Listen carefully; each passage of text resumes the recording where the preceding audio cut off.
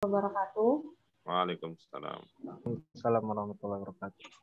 Alhamdulillah nahmaduhu wa nasta'inuhu wa nastaghfiruh wa na'udzu billahi min shururi anfusina wa min sayyiati a'malina may yahdihillahu fala mudilla lahu wa may yudlil fala hadiya lahu. Asyhadu an la ilaha illallah wa asyhadu anna Muhammadan abduhu wa rasuluh.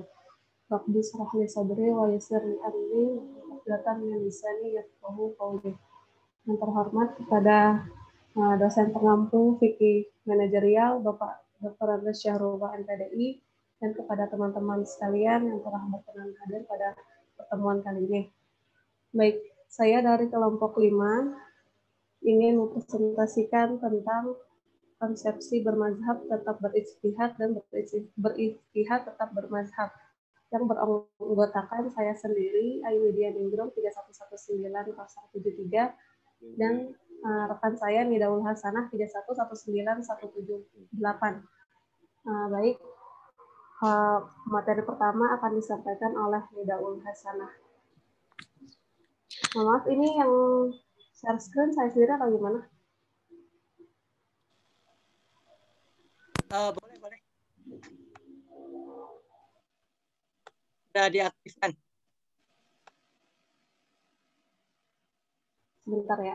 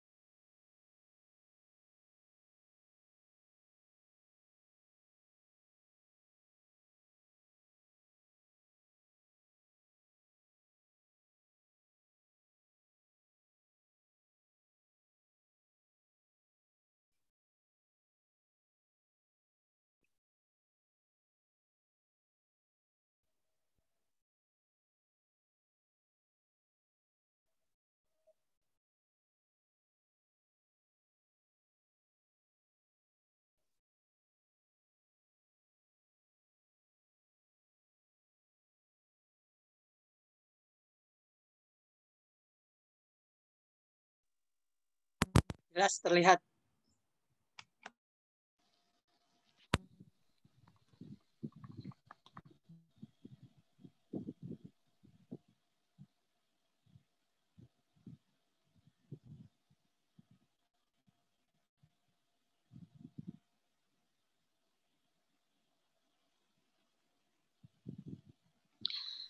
Assalamualaikum warahmatullahi wabarakatuh.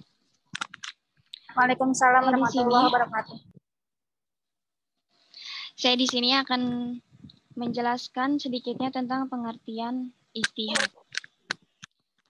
Ditinjau dari segi etimologi atau tariful al-lughah atau yang dikenal dengan pengertian secara bahasa, kata ijtihad ini itu berasal dari ijtihadun yang artinya bersungguh-sungguh.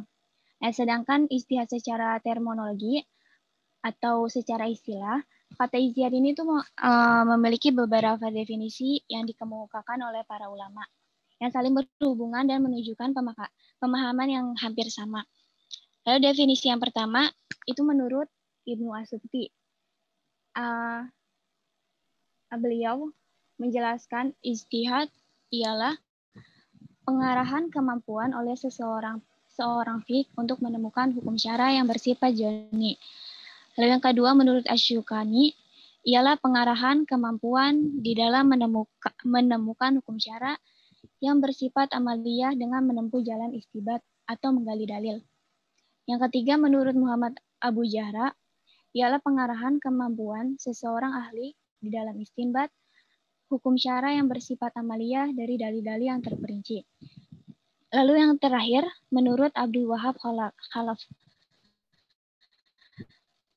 artinya ialah mengarahkan kesungguhan untuk menggali dasar hukum syara dan dalil-dalil yang terperinci yang bersifat syara.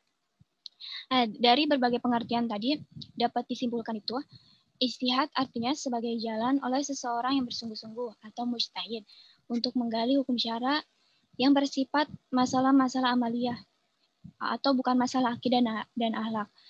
Dengan menggunakan metode istibat melalui dalil-dalil yang terperinci dengan lafaz zani. Ijtihad ini dilakukan apabila menemukan suatu permasalahan yang tidak ada dasar hukum yang pasti dalam Al-Quran ataupun hadis. Masalah-masalah yang sudah jelas hukumnya itu tidak boleh dilakukan ijtihad.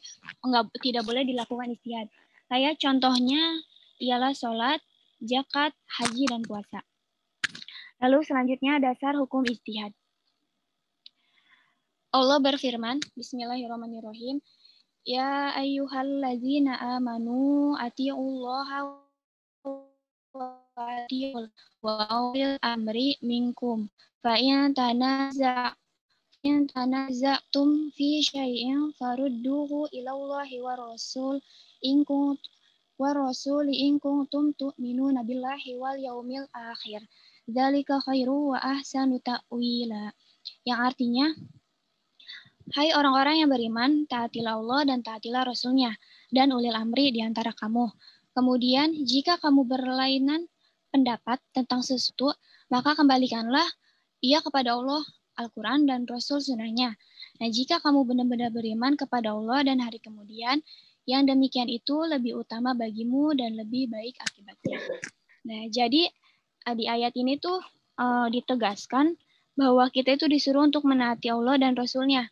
Kemudian ulil amri.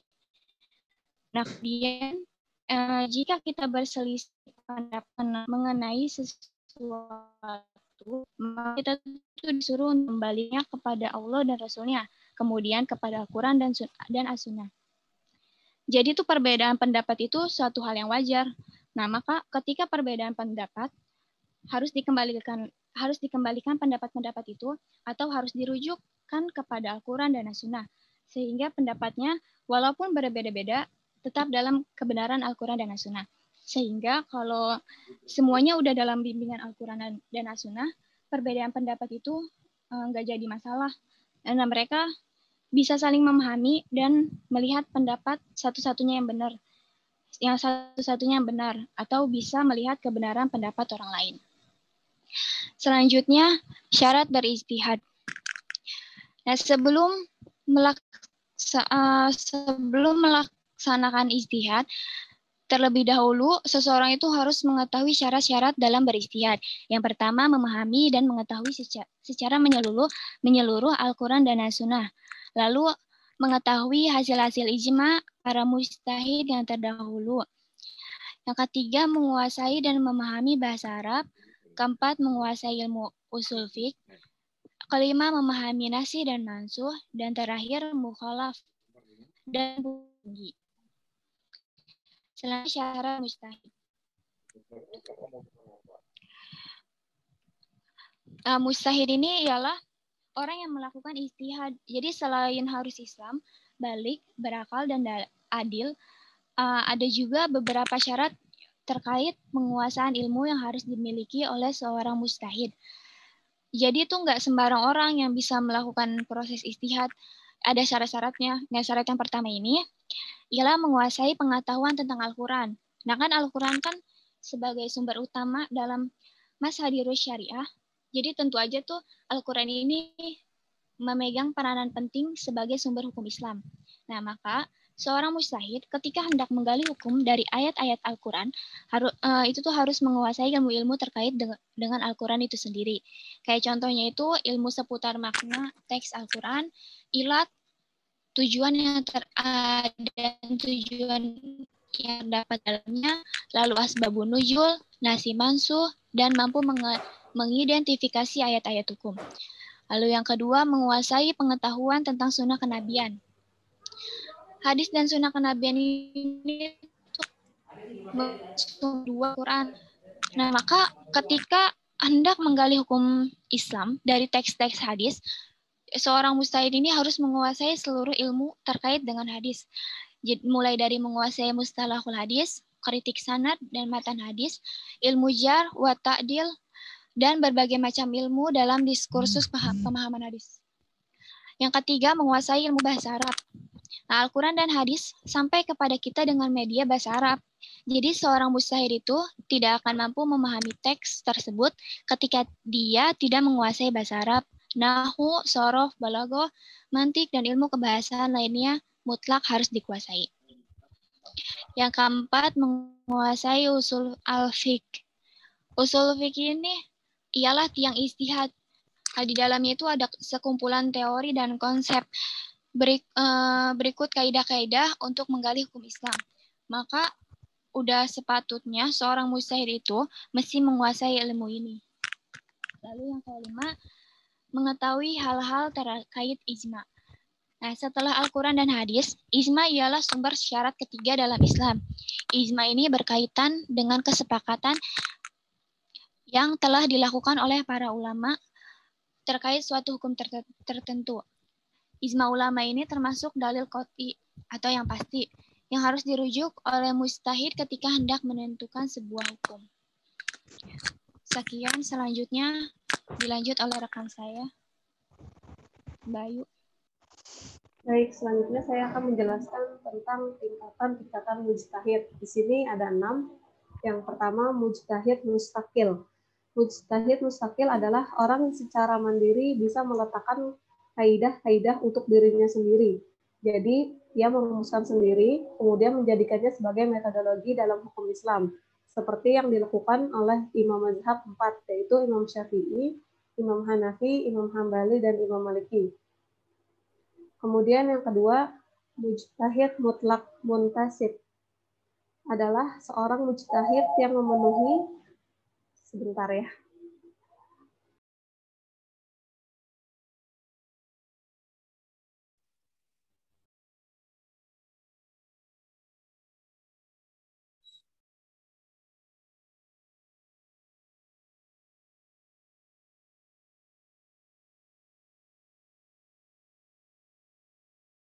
mohon maaf sebelumnya.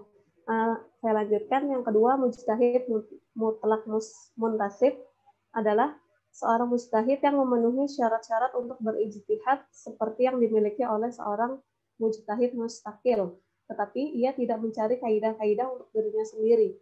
Dalam persoalan ijtihad, ia mengikuti cara-cara yang dilakukan oleh imam mazhab. Selanjutnya, mujtahid muqayyad adalah seseorang yang berijtihad dalam persoalan-persoalan yang tidak ada nasnya yang dapat diambil dari pendiri mazhab atau dari mereka yang mengeluarkan hukum atau dari dalil-dalil menurut kaidah-kaidah mazhabnya. Selanjutnya, mujtahid tarjih adalah seorang mujtahid yang memungkinkan dirinya mentarjih atau menguatkan pendapat seorang imam mazhab dengan pendapat orang lain atau mentarjih antara pendapat imam dan pendapat para muridnya, atau dapat mentarjih pendapat bukan imamnya. Kemudian yang selanjutnya, mujtahid fatwa adalah seseorang yang memelihara pendapat mazhab, menukilnya dan memahaminya, baik pendapat yang jelas maupun pendapat yang muskil atau sukar. Selain itu, mujtahid ini juga membedakan pendapat yang kuat dengan yang lebih kuat dan membedakan pendapat yang lemah dari pendapat yang paling lemah. Akan tetapi tidak mampu menetapkan dalil-dalilnya dan kias-kiasnya seperti para penulis kitab fikih terdahulu. Yang terakhir, tabaqah al-muqallidin adalah mereka yang tidak mampu membedakan pendapat yang kuat dan pendapat yang lemah. Selanjutnya,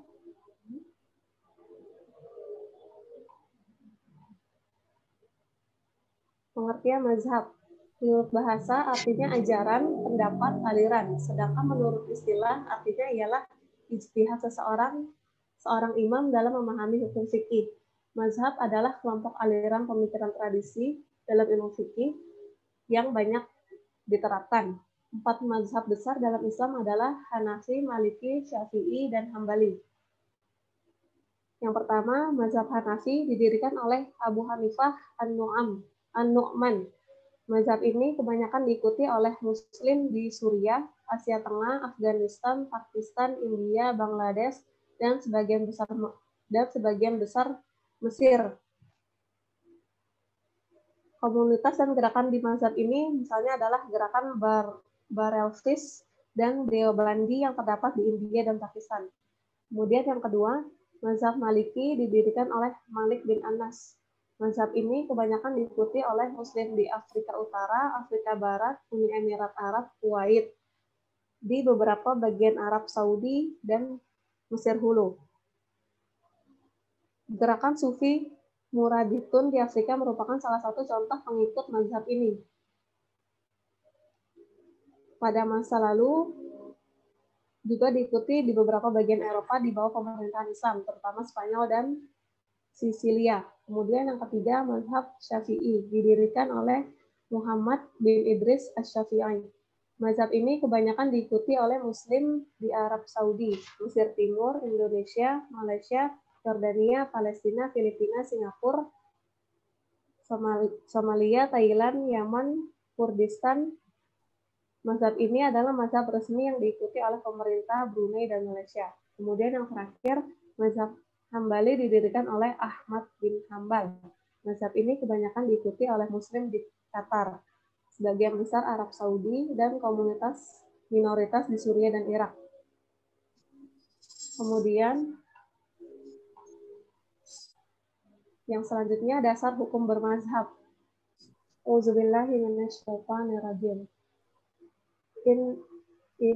Inna ulama warasatul anbiya innal anbiya alam yuwarritu dinaran wala dirhaman innama warratul ilma faman akhadha bihi faqad akhadha bihablin wafir.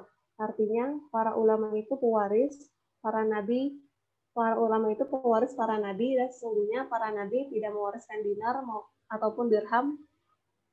Sebaliknya mereka mewariskan ilmu. Maka barang siapa yang mengambilnya atau mengambil ilmu tersebut, maka dia telah mengambil keuntungan yang banyak. Hadis riwayat Abu Dawud. Nah, sekian presentasi dari kelompok kami. Apabila ada yang ingin ditanyakan atau ditambahkan, dipersilakan.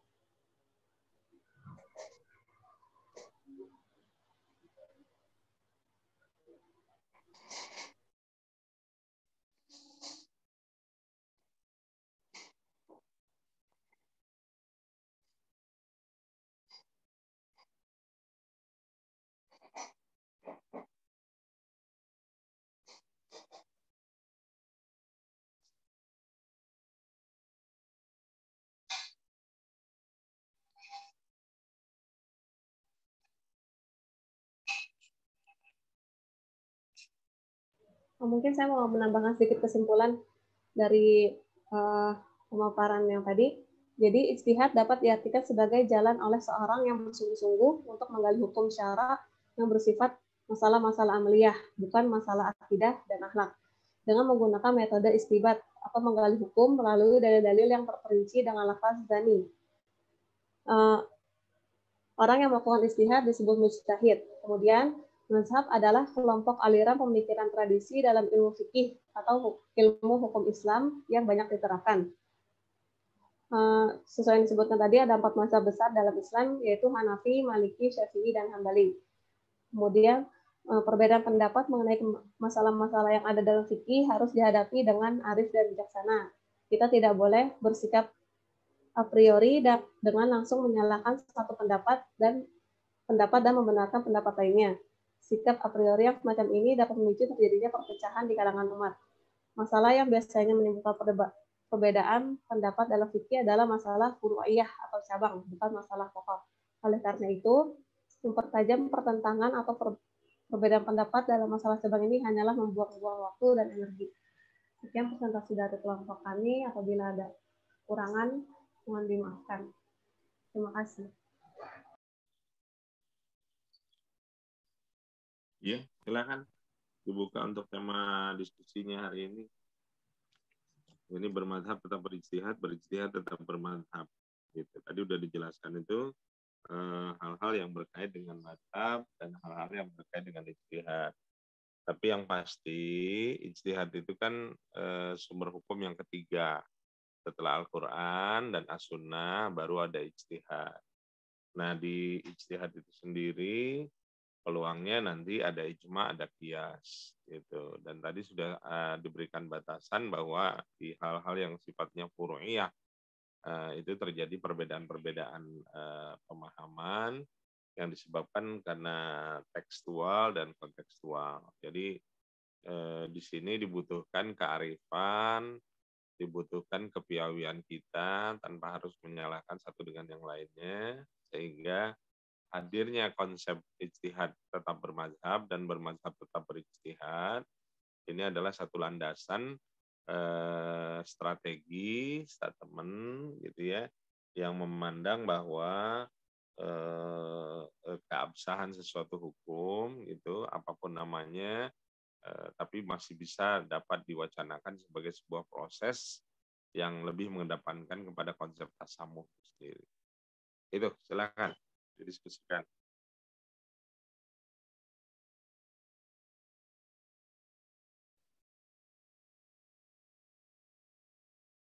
Silakan kalau ada pertanyaan-pertanyaan yang berkembang. Gimana teman-teman? Chandra, mari disampaikan Chandra. Salman nggak mau nanya duluan? Enggak. Baik, saya coba bertanya ya. Berkaitan dengan ijtihad ya. Ada nggak sih batasan minimal untuk seseorang berijtihad? Artinya gini, kan kalau orang yang berijtihad itu syaratnya yaitu harus memahami dan mengetahui secara menyeluruh Al-Quran dan hadis. Nah, ketika pemahaman seorang itu kurang gitu dalam Al-Quran maupun hadis, apakah dia boleh berijtihad gitu dalam kondisi tertentu? Misalkan di suatu tempat gitu dia dengan pemahaman yang keterbatasan gitu, apakah dibolehkan dia berijtihad? Contohnya misalkan ketika seorang berpergian gitu ya, kemudian ini mungkin pernah dijelaskan juga kali, kemudian dia mungkin berkemah gitu kan, terus apakah dia bingung gitu maksudnya dengan keterbatasan pemahaman tentang Al-Quran dan hadis gitu ketika dia dalam berwudu gitu kan, misalkan dia harus ketika berwudu itu harus dengan air gitu kan, namun dia jauh gitu tempatnya. Nah, apa dibolehkan gitu dia berijtihad untuk boleh berijtihad boleh untuk bertayamum gitu. Nah, apakah ada batasan minimal gitu untuk seseorang boleh berijtihad gitu? Bisa dipahami ya? Oke, terima kasih.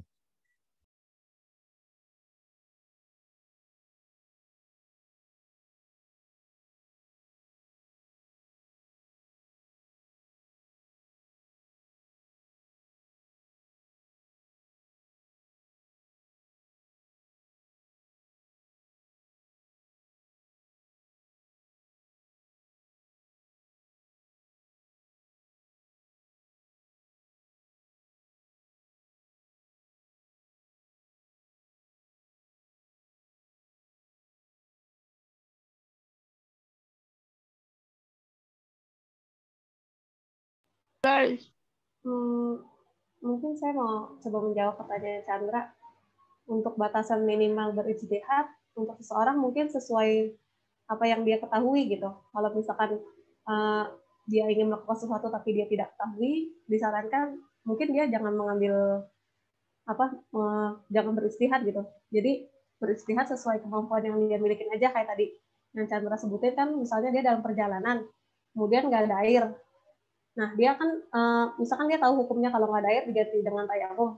Nah, ya lantas ya udah tayamum gitu. Maksudnya kalau berijtihad jangan terlalu mengambil terlalu jauh. Kalau yang nggak dia pahami mungkin bisa ditanya sama orang-orang yang lebih paham. Jadi mungkin bisa ngambil ijtihad yang dia pahamin aja. Mungkin itu. Mungkin nanti Bapak dosen atau yang lainnya mau nambahin.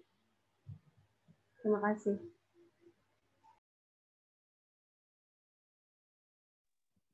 Gimana dari tambahan teman-teman? Barangkali ada yang mau disampaikan dari pertanyaan Saudara Chandra.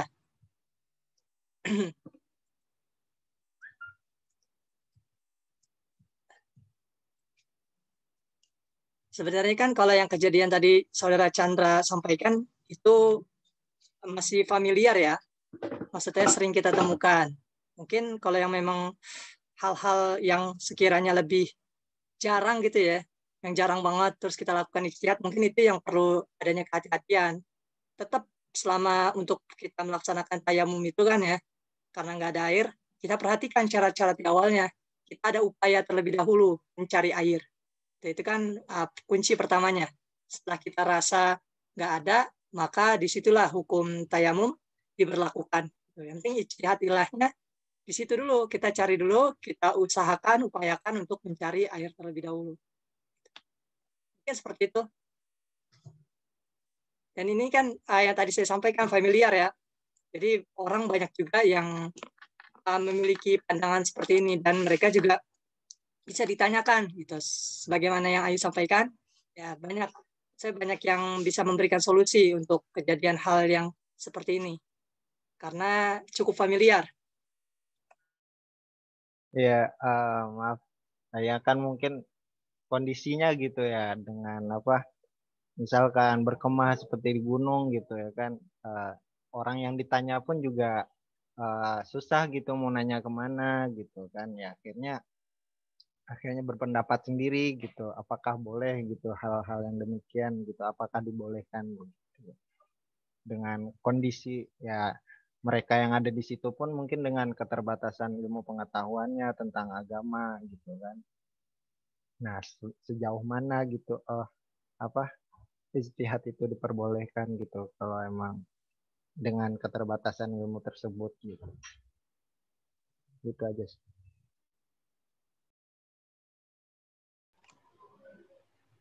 Mau menambahkan, mungkin kalau untuk hal-hal seperti itu sebelum melakukan sesuatu ya harus ada persiapan dulu ya.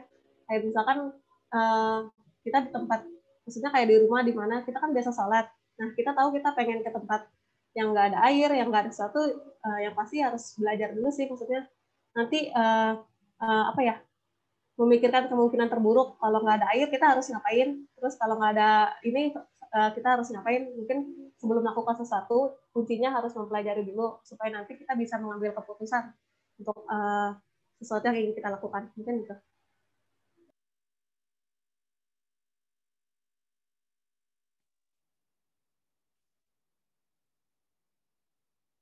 Mungkin ada pertanyaan lain dari teman-teman. Monik, Zen, Agung Santoso, atau Zaratul Aini bisa disampaikan.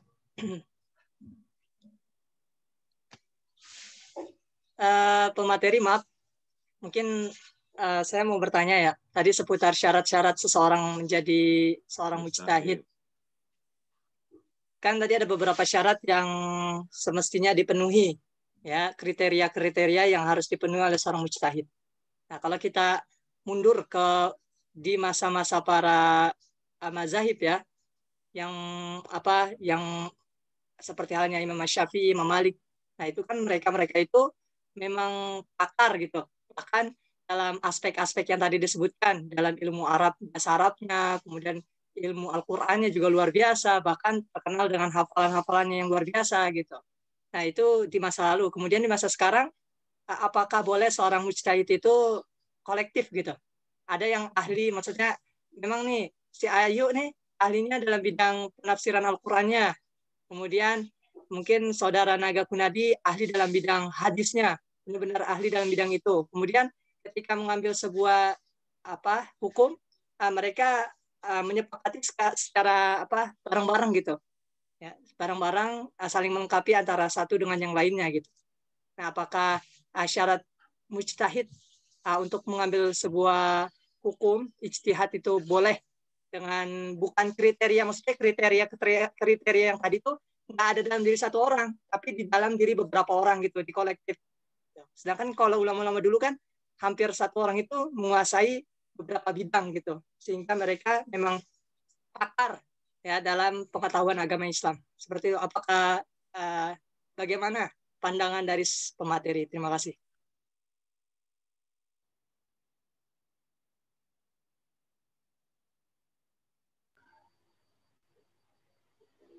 Mungkin saudari Rida mau menjawab.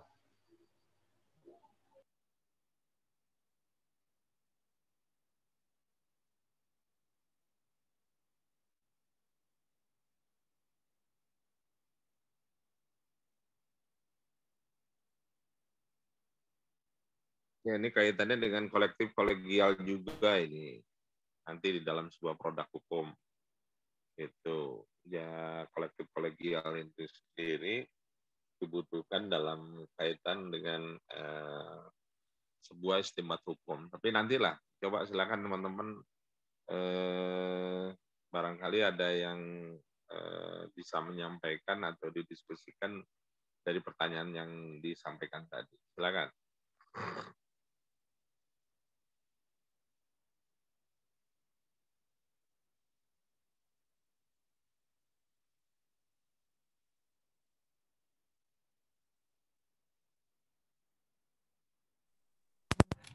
Ayo teman-teman, ayo. Mungkin sedikit menjawab ya. Jadi ya satu orang, syaratnya itu ada di satu orang kan ya. Nah, itu bisa jadi dimusyawarahin untuk disepakatin. Nanti itu hasilnya, keputusannya itu namanya ijtihad. Mungkin gitu ya. Kurang lebihnya mohon ditambahin.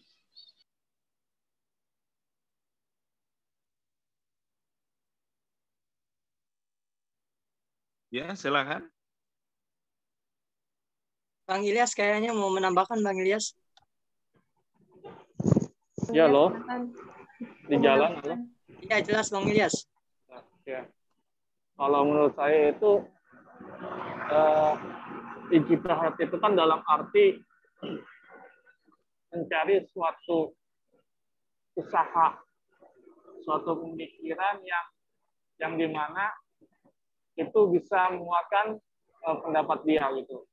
Kalau yang namanya mengambil dari satu, contohnya ahli Quran, ahli itu, kalau menurut saya itu musyawarah gitu, maksudnya musyawarah ittifaq, jadi bersepakat.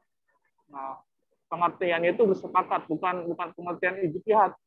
Jadi kalau ijtihad itu munfaridan gitu, sendiri-sendiri dalam arti dia punya hukum sendiri, dia mumpuni dalam itu. Makanya orang yang berijtihad itu harus mempunyai segala aspek gitu, yang tadi disebutkan gitu. Dia ada ahli dalam bahasa, hafalannya kuat, mensikot, terpercaya gitu kan. Langsung nggak ada riwayat yang lemah dalam menafsirkan hadis atau dalam menafsirkan hadis atau menafsirkan Al-Quran. Jadi kalau menurut saya itu nanti itu bentuknya bisa bukan ijtihad namanya, bisa menjadi fatwa ulama yang bersepakat, atau bisa juga dalam bentuk musyawarah gitu, musyawarah dalam menentukan suatu hukum gitu. Kalau itu yang tadi disebutkan itu masuknya ke musyawarah atau fatwa bersama. Kalau ijtihad itu munfaridan. Kalau menurut yang saya pernah baca, ya mungkin ada yang menambahkan. Itu saja.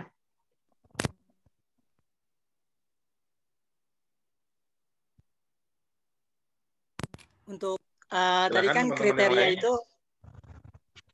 maaf Bang Ilyas, tadi kan kriteria itu cukup ini ya, maksudnya cukup banyak gitu, walaupun agak sedikit linier, namun tetap kan ada seseorang yang memang ahli dalam bidang hal ini maupun bidang hal yang lainnya.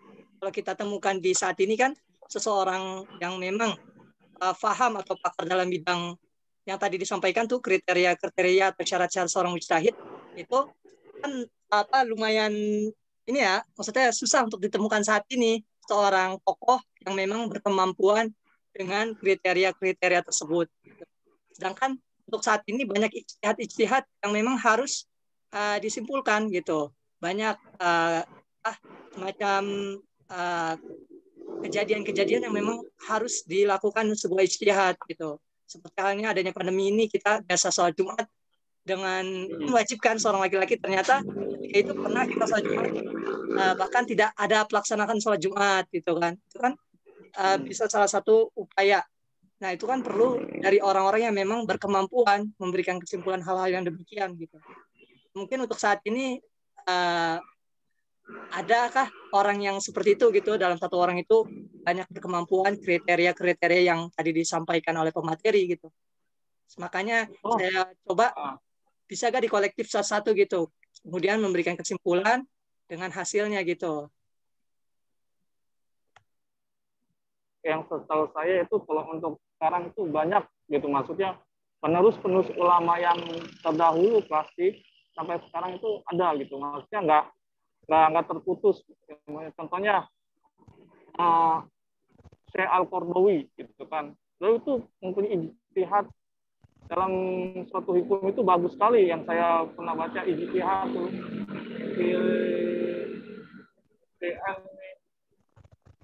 tafsir. Nah, tapi kalau untuk mengambil dari satu orang itu, setahu saya itu merupakan suatu fatwa gitu. Jadi nanti jatuhnya fatwa gitu, untuk bersama gitu, untuk bersama. Kalau menurut saya, contohnya fatwa MUI kan gitu kan, mereka kan dari satu ahli ahli bahasa Arab, ahli fikih, ahli tafsir yang dikumpulkan menjadi suatu fatwa gitu, untuk mencapai suatu kesepakatan hukum. Kalau menurut saya itu masuknya dalam fatwa, bukan dalam konsep ijtihad. Itu saja mungkin. Terima kasih Bang Ilyas. Terima kasih. Ya. Terima kasih Bang Ilyas sama jawabannya. Ya, terima kasih juga. Mohon maaf, Mas Syarul, saya jalan dulu ya, pulang.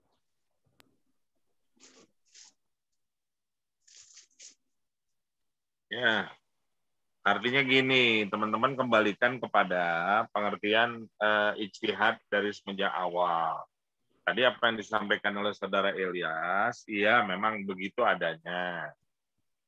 Kumpulan-kumpulan dari itu kan memang nanti tercermin dalam sebuah fatwa. Tapi hasil daripada mufakat fatwa itu kan namanya produk apa? Halo. Dari hasil-hasil pertemuan tadi dari para ahli-ahli, namanya produk apa? Ijma ulama. Ya, ijma ulama itu produk apa? Ijtihad ya. Ya produk ijtihad.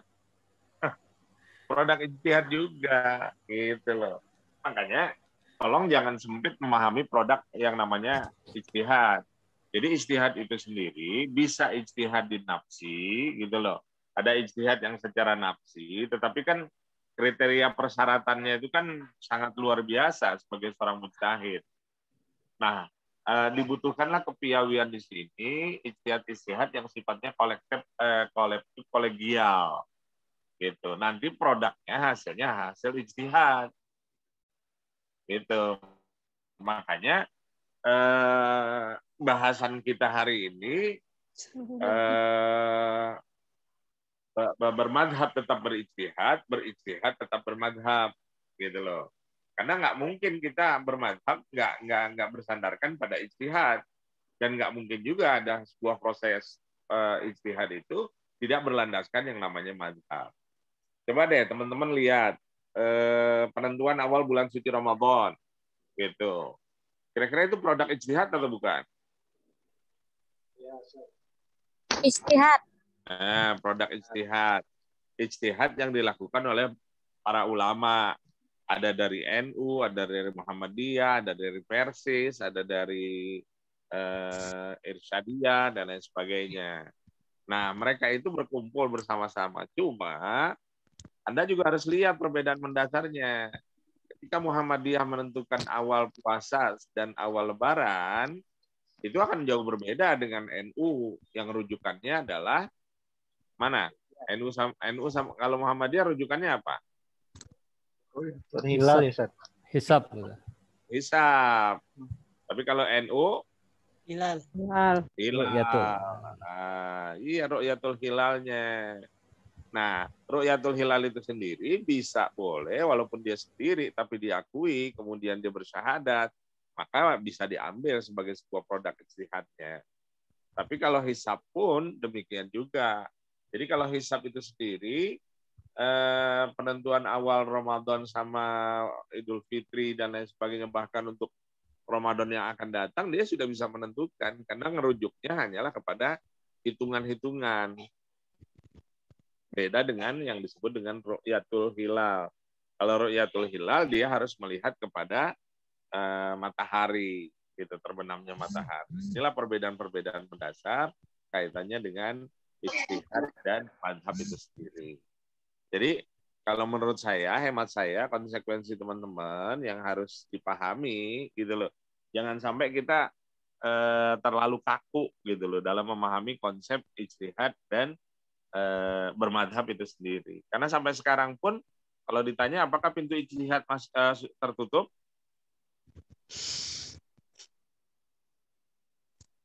Apakah pintu ijtihad tertutup? Tidak, Ustaz. Tidak. Enggak tertutup. Pintu ijtihad tidak tertutup. Gitu.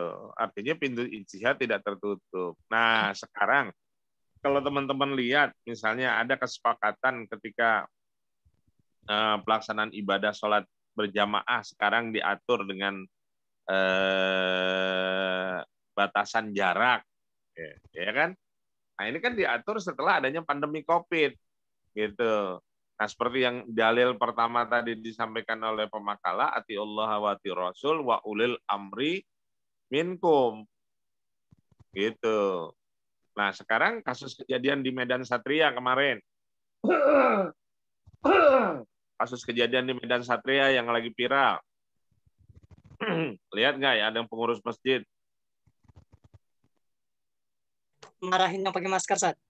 ya yang pakai masker. Nah itu kan juga pemahaman yang harus diluruskan juga gitu. Kalau dalilnya waman dakhalahu aminan, ya yang mana? Kalau orang semua dianggap masuk masjid aman, lah sekarang seperti kita yang masih keluar-keluar, kira-kira wajar nggak kalau kita memproteksi diri untuk pakai masker? Sangat wajar, Ustaz. Oh, sangat wajar. Gitu. Jadi tidak mungkin satu dalil tertentu yang pada akhirnya memaksakan dalil itu buat orang lain juga sama.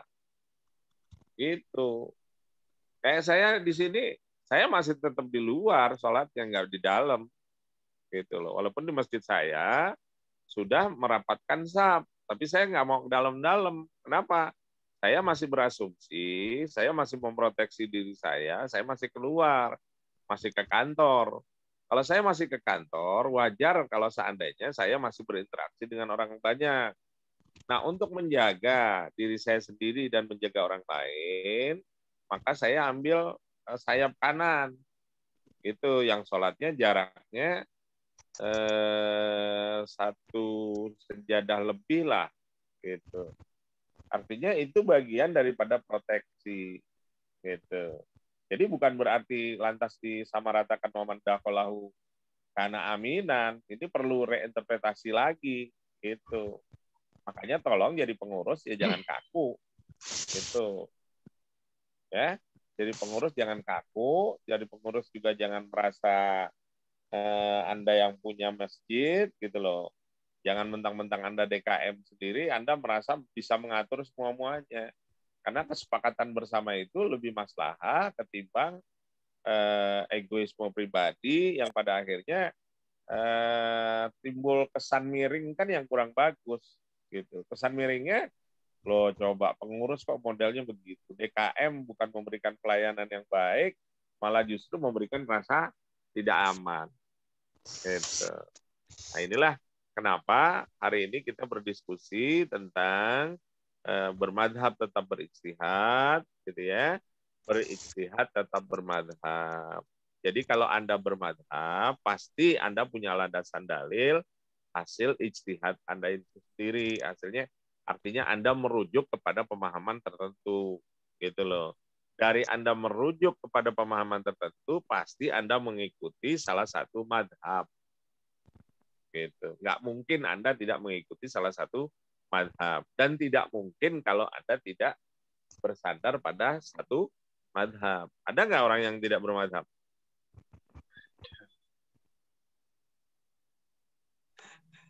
Saya, Ustaz. Hah? Mustahil. Mustahil, mustahil. Benar. Kenapa kita masih bermadhab?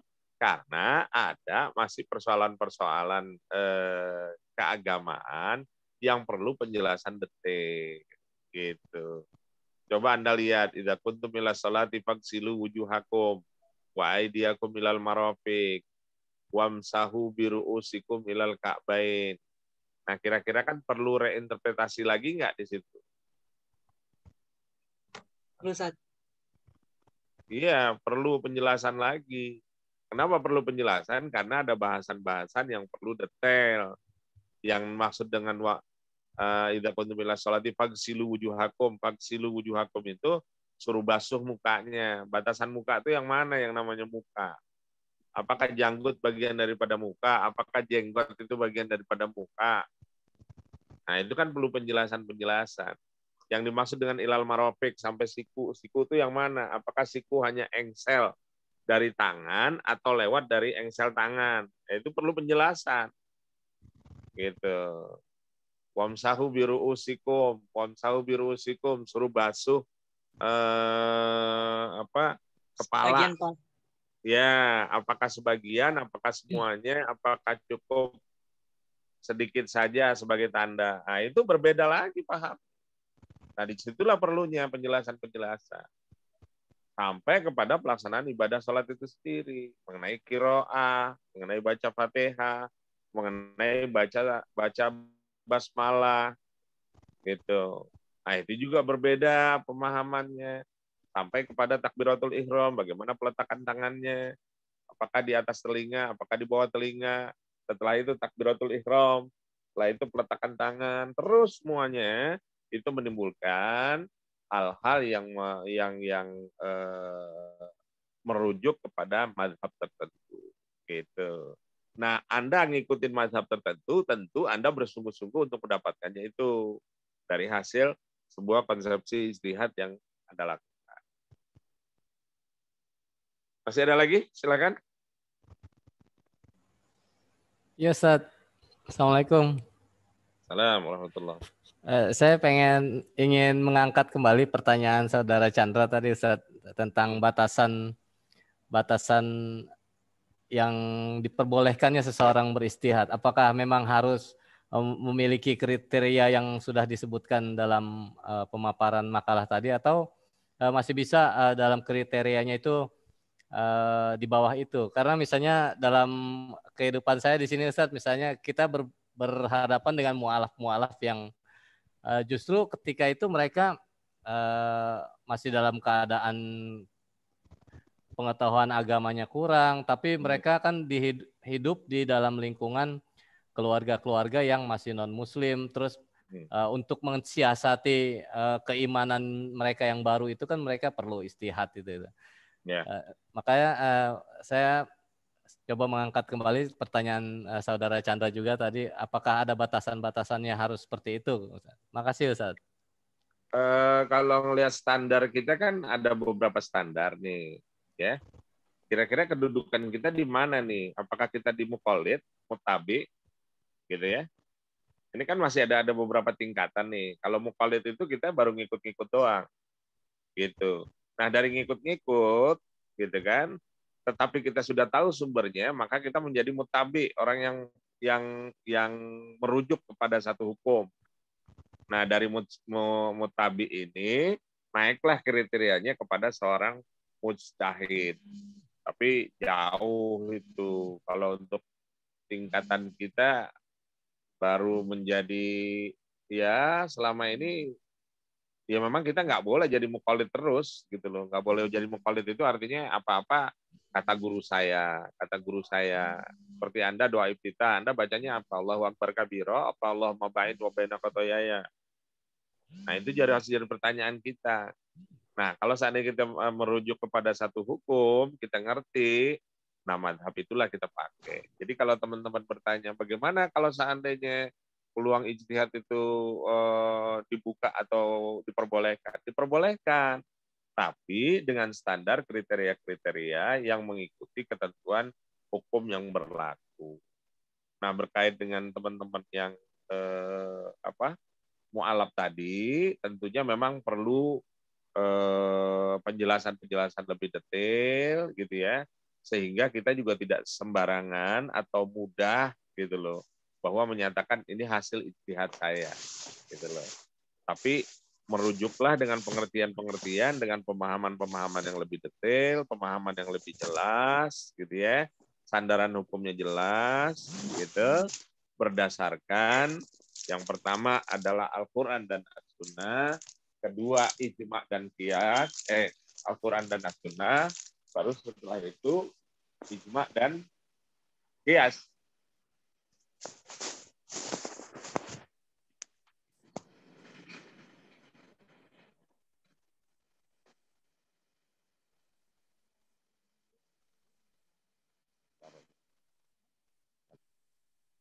Ya, jadi tetap standar konsekuensi hukum. Kalau memang mau dijelaskan, rujukan pertamanya adalah Al-Quran sama As-Sunnah, gitu ya. Dari Al-Quran sama As-Sunnah nanti baru ketemu yang namanya ijtihad. Nah, ijtihad juga masih ada dua tuh, ada ijma sama qiyas. Artinya tetap merujuk kepada sandaran ijma sama qiyas ulama. Nah, barulah setelah itu, gitu, dari ijma dan qiyas ulama, setelah ada sandaran hukumnya dari Al-Quran dan As-Sunnah, dikokohkan sama ijma dan qiyas, ngikutin daripada ketentuan-ketentuan ulama, baru bisa kita ikuti sebagai sebuah standar hukum. Paham ya Mas ya? Jadi tidak sembarangan gitu loh. Oke? Cukup saya rasa ya? Iya, Ustaz.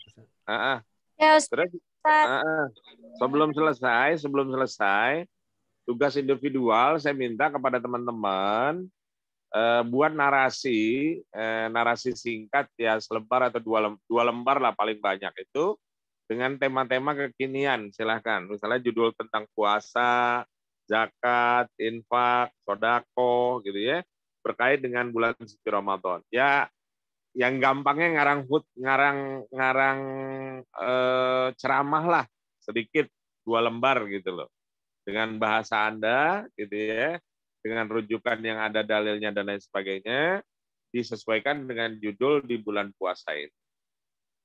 Nanti dikumpulkan bareng-bareng. Paham ya? Kayak bikin bahan ceramah gitu ya, Ustaz ya? Iya, betul. Gitu. Waktu dikumpulnya kapan, Ustaz? Ya, nanti pada saat mau UTS boleh. Kita UTS insya Allah tanggal 24.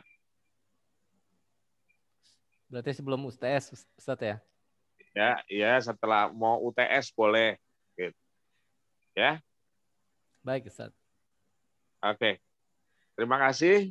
Ditutup pemakalah. Itu nanti tolong ketua kelasnya yang hadir, ada berapa yang hadir?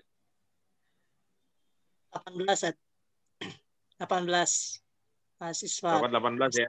Ya, nanti tolong disampaikan ke saya gitu, yang tidak hadir. Ya. Oke, terima kasih. Assalamualaikum warahmatullahi wabarakatuh. Waalaikumsalam warahmatullahi wabarakatuh. Ya, apa? Terima kasih, Ustaz. Ya, sama-sama.